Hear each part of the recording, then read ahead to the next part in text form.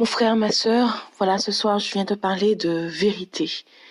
Tu as dû entendre, en fait, effectivement, que la vérité rend libre. Tu as dû entendre aussi, paradoxalement à cela, que, que la vérité, en fait, n'est pas bonne. Toute vérité n'est pas bonne à dire. Mon frère, ma sœur, vraiment, ce que je viens de te dire ce soir, c'est en connaissance de cause. Que cette vérité, en fait, est vraiment, j'appuie sur ces termes. Cette vérité, en fait, peut te rendre libre. Moi, j'ai vécu, en fait, vraiment un fardeau depuis plusieurs années, pendant plusieurs années.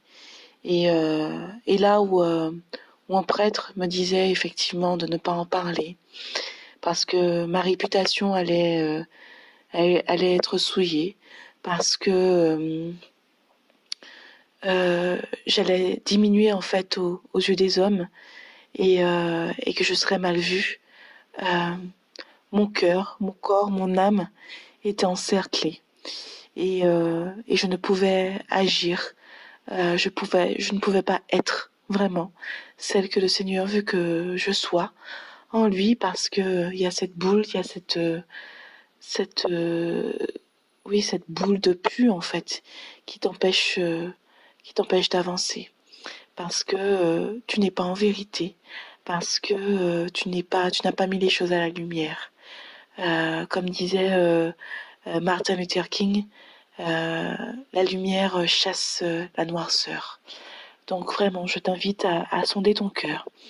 Si dans ton cœur tu sens que tu es bloqué, et ça personne ne peut le savoir pour nous, il n'y a qu'au fin fond de nous, dans notre fort intérieur, qu'on peut savoir en fait ce qui nous lie. Et je fais confiance à l'Esprit Saint pour nous guider là-dessus, parce que il le fait en fait.